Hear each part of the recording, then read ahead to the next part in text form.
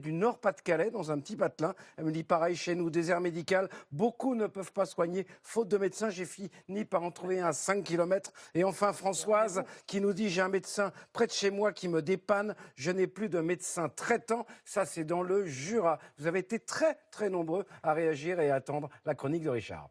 Merci Richard. C'est vrai que c'est un véritable... Merci, pardon, Alexandre. Richard, c'est un véritable fléau. C'est vrai qu'attendre 6 mois ou 9 mois pour avoir un rendez-vous chez un spécialiste, on se dit, mais en France, en 2018, comment est-ce possible ? C'est possible. Et le problème, c'est que ça ne va pas s'arranger si on ne fait rien.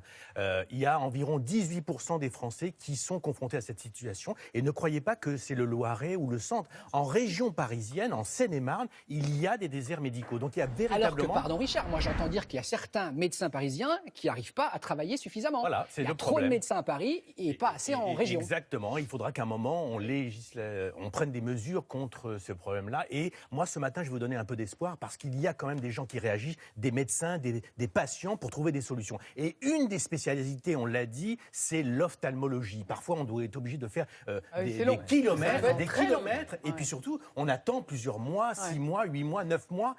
Et on risque d'être confronté à un vrai problème, un décollement de rétine, un problème de tension oculaire, le glaucome. Donc il y a vraiment besoin. Moi, je vous propose de voir une expérience qu'il faudrait qu'elle se généralise partout en France, où on a trouvé une solution par rapport à un désert médical. C'est du côté de Grenoble.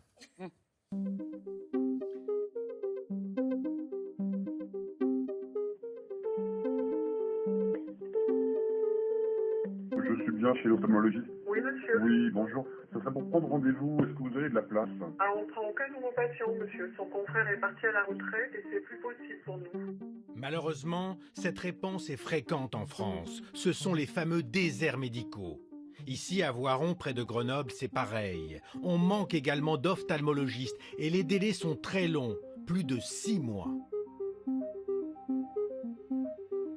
Voiron est un désert médical. Actuellement, des patients avec des plaintes urgentes, type décollement de rétine, hémorragie, des choses vraiment vitales pour les yeux, ne peuvent pas être prises en charge rapidement. Ils doivent donc se diriger vers les urgences de Grenoble ou de Lyon qui sont souvent saturées et donc risquer de perdre leur vue de manière définitive.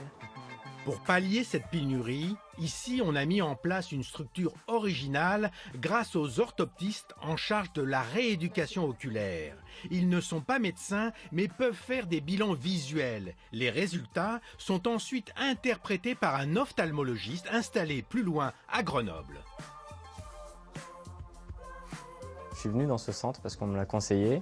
J'ai pu avoir un rendez-vous très rapidement et j'avais mes lunettes remplacées sous 1 à 2 mois. S'il n'y avait pas Voiron, j'aurais dû attendre longtemps pour faire des opérations assez simples comme une révision de lunettes. Même situation pour Fabienne. Elle vient ici dans ce centre pour renouveler ses lunettes correctrices. J'ai besoin d'un suivi tous les 18-24 mois et dans les autres cabinets c'est vraiment trop long et quand on doit prendre des rendez-vous sur 5-8 mois à l'avance, c'est pas possible à gérer dans les plannings des gens actifs, quoi. En moins d'1 heure, elle va subir différents examens de l'œil.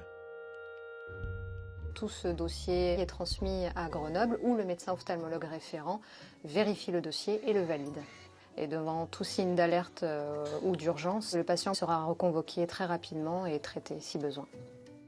Pratique, rapide, moi je suis enchantée. 30 km plus loin, à Grenoble, le médecin a déjà reçu les bilans de Fabienne.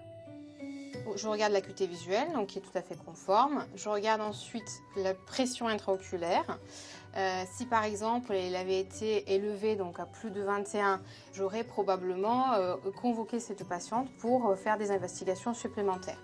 Tout va bien. Fabienne va recevoir sa prescription pour ses nouvelles lunettes. Voilà, c'est quelque chose qui marche bien, il faut le généraliser. Il y a d'autres endroits où on commence à développer, notamment dans le domaine de l'ophtalmologie, mais il faut savoir qu'aujourd'hui en France, les choses ont changé. Les autorités ont pris des mesures, par exemple la délégation de tâches. C'est-à-dire l'orthoptiste, que l'on voit dans ce reportage, fait d'une certaine façon le premier travail de l'ophtalmologiste.